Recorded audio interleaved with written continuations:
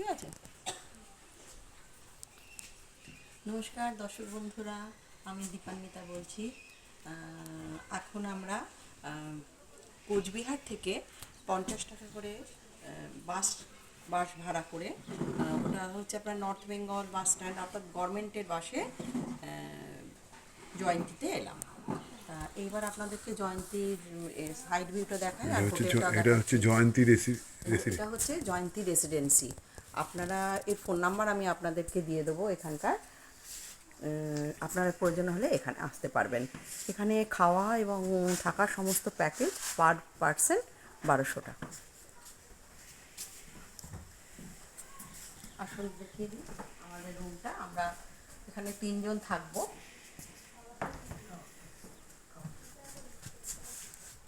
হ্যাঁ, ঘরটা দেখি না 3 জনের ঘর। এই যে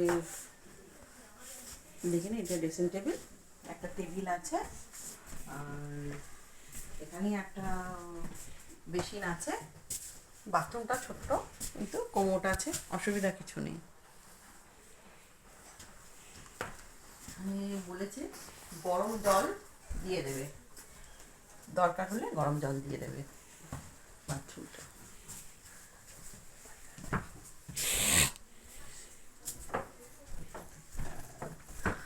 এখানে সকলে বসে থাকে। এখানে ব্রেকফাস্ট বা মানে খাবার দাবার ব্যবস্থা অ্যারেঞ্জমেন্ট করা আছে। সামনেটা আপনারা দেখুন, সামনে জয়ন্তী নদী। এখানে শুনলাম হাতি আসে মাঝে মাঝে। আর ওই পাশে দূরে ওই যে রেঞ্জটা, পাহাড়ের রেঞ্জটা দেখছেন, ওটা জয়ন্তী হিলস।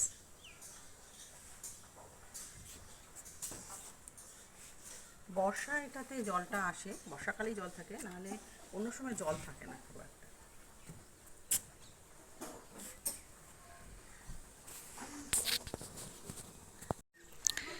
এই জয়ন্তী রেসিডেন্সির ফ্রন্ট লুকটাও আমি আপনাদের দেখিয়ে দিলাম। যদি আর এখানকার ভদ্রলোকের নাম অশোকবাবু, ওনার ফোন নাম্বারটাও আমি আপনাদেরকে প্রোভাইড করে দেবো, ঠিক আছে? বা পরে আমি মুখে সেটা বলে দেবো। এখানে আপনারা খাবার দাবার সমস্ত নিয়ে প্যাকেজ, ঠিক আছে? আর পরিবেশটা এত সুন্দর, আমি কি বলবো, নিস্তব্ধ। যারা প্রাকৃতিক নিস্তব্ধ পরিবেশে থাকতে ভালোবাসেন, তাদের পক্ষে আমার মনে হয় এইটা একদমই আদর্শ জায়গা হবে।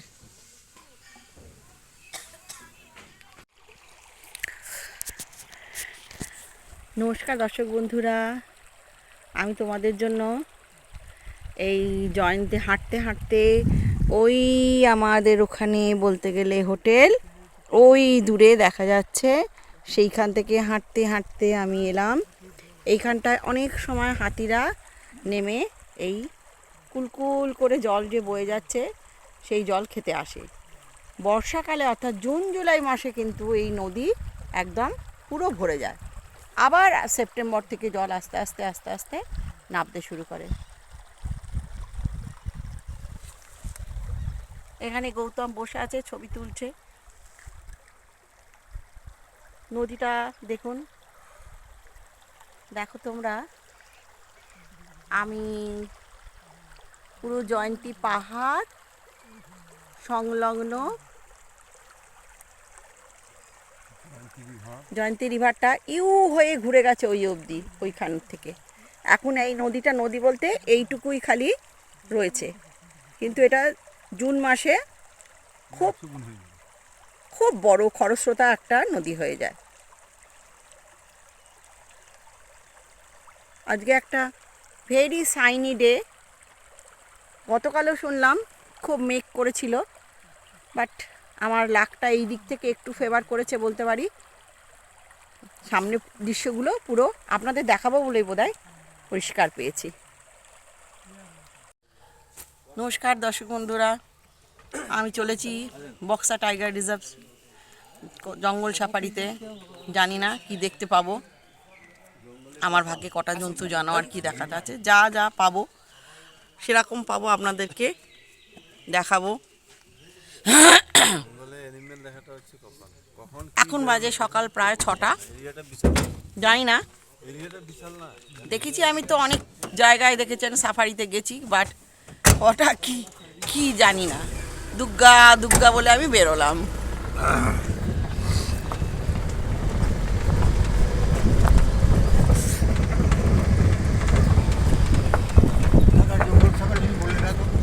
বক্সার টাইগার রিজার্ভ বলেছি, কি এটা ঘুরছে না, এটা ঘুরছে না কেন?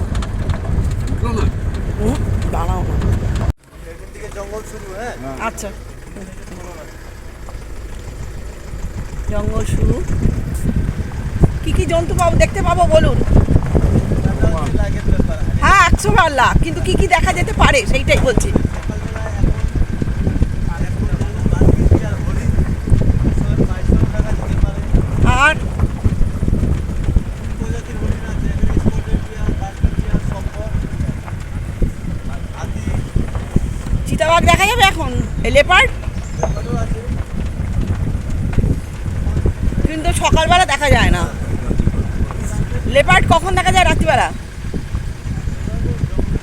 না না না না, লেপার্ড তো আছে, তো দেখাটা যায় কখন? অ্যানিমেলস কখন দেখা যাবে বলা মুশকিল। এটা হচ্ছে লাগের ব্যাপার। এখন আমরা যে যাচ্ছি আপনি কি কি দেখেছেন বলুন না? আমরা সব কিছুই দেখেছি। দেখি, আমরা তো ডেলি আসি, হ্যাঁ, কিন্তু জঙ্গলে যে আপনি যে আজকে আসলেন, না আমি জানি, আজকে আসলেন যে আজকে পাবেন এরকম ব্যাপার। ডেলিতে ডেলি কখন কি দেখা যায় কেউ বলবে না। আমি তো বলছি। আমাদের মতো তো আর জঙ্গলের জন্তুগুলো চলে বেড়াবে না। কালকে সকালে সাফারিতে সাম্বার, বার্কিং ডিয়ার, লেপার্ড আর একটা বাইসন। লেপার্ড দেখেছেন? হ্যাঁ, কালকে সকালে। কালকে পেয়েছে। কালকে সকালে পেয়েছিলাম, পরশুদিন বিকালে পেয়েছিলাম। এখন কালকে বিকালে আবার কিরকম পাওয়া মানে যায়নি। রাস্তা ক্রস করছিল না ভেতরে ছিল? এই রাস্তাতেই হাঁটছিল। আচ্ছা, এখন আজকে জঙ্গলে যাচ্ছি, কি পাবো বলা মুশকিল। আমার ভাগ্য তো, আমি তো বললাম আপনাকে, আমি রাজাজি গেছি, চিতওয়ান গেছি, এখানে ওই গরুমারা টরুমারা সব গেছি, হাতি দেখেছি, হরিণও দেখেছি, আমি লেপার্ডও দেখতে পাইনি। আর ওইখানে যে অত জঙ্গলে টাইগার মানে রয়্যাল বেঙ্গল আছে তাও দেখিনি। আচ্ছা, এখন জঙ্গলটা লক্ষ্য রাখুন, হ্যাঁ ঠিক আছে? হ্যাঁ, তার মানে আমি কিছুই দেখতে পাবো না, এখন বুঝতে পারছি। জঙ্গলটা দেখতে হবে। ঠিক আছে।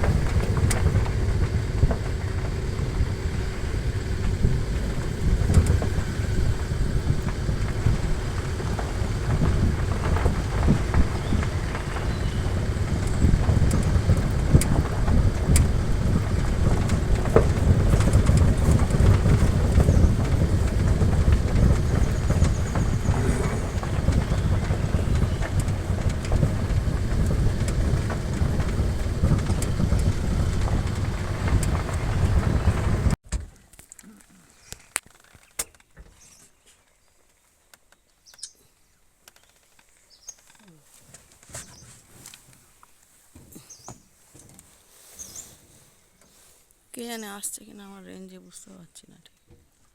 একটা ময়ূর দেখতে পাচ্ছি, বাট আমার মোবাইলে আসছে কিনা আমি। আসছে আসছে।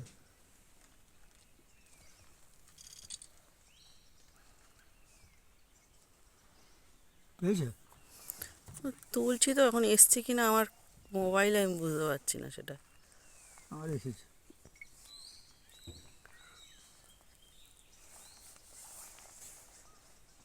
বুঝতে পারছি না ঠিক।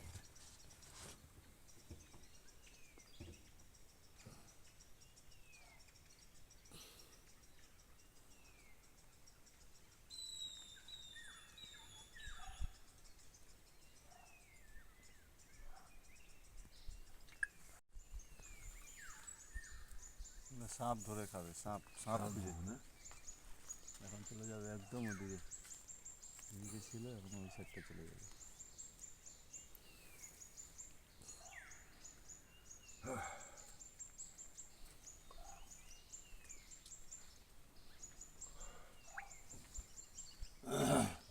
নদীতে এর মধ্যে তো এখানে তো সাপ পাবে না, ওই জঙ্গলে দেখি এসে আর কিছু করা যায় কিনা, যখন থাকে না থাকে গাড়ির স্কুটির ব্যাটারি কিনতে হবে। আচ্ছা, এমনি মুরগি আর বন মুরগির মধ্যে তফাৎ কি? অনেক দূরে একটা বন মুরগি দেখা যাচ্ছে। আমি বন্ধুরা দুটো নীলগাই দেখেছি, কিন্তু ক্যাপচার করতে পারিনি ফোনে, দুঃখিত। দুটো বড় বড় নীলগাই ওই অনেক দূরে রয়েছে। আর এদের শরীর হালকা হয়, পাখির মতন উড়ে যায়। হ্যাঁ এরা? হ্যাঁ ও আচ্ছা। সামনে গেলেই পাখির মতন উড়ে যাবে।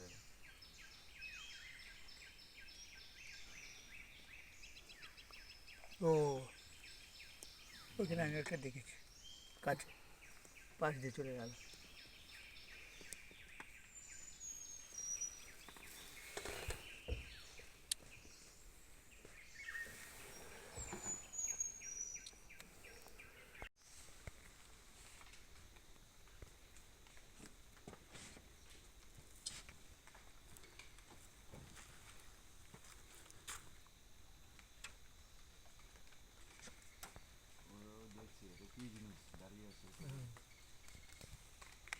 আমাকে টার্গেট করবে না তো, মারবে না তো?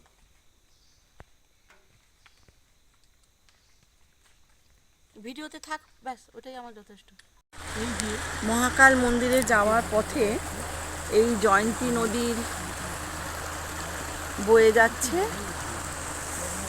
আর এইখান দিয়ে আমি ওই পাশটায় ভুটান পড়ে যাচ্ছে, ওই দিকটা ভুটান, ওই পাহাড়টার পেছনে ভুটান। তো এই জায়গাটার ভিউটা আমি জাস্ট অনবদ্য আপনাদেরকে আমি দেখাচ্ছি। আমি মহাকাল যাওয়ার পথে এইটা পড়লো নদীটা।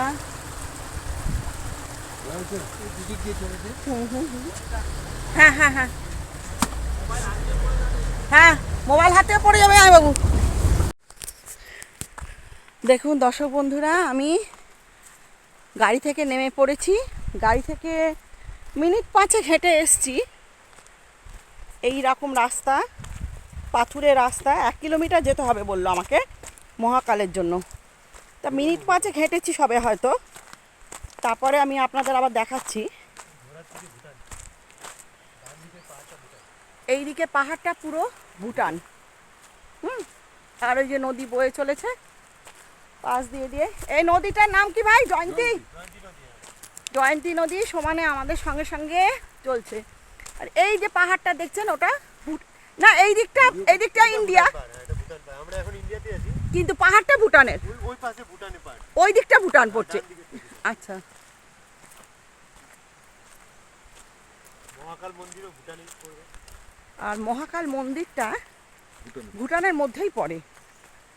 যাই হোক, পথে অনেক হাতির বিষ্ঠা দেখতে পেলাম, তবে এখানে হাতি এখন দেখতে না পাওয়াটাই মঙ্গল, কারণ আমি না পারবো পালাতে, না পারবো কিছু। যখন গাড়িতে উঠে দূর থেকে যদি দেখতে পাই কোনো মহাকাল অর্থাৎ হাতি, তো খুব ভালো হয়।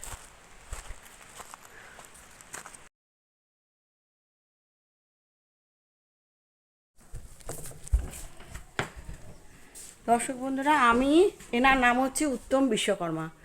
আমি এনার সঙ্গেই সাফারি করেছি বক্সায়, এবং ছোট মহাকাল মন্দির এনার সঙ্গে আমরা গেছি। ওনার ব্যবহার খুব ভালো।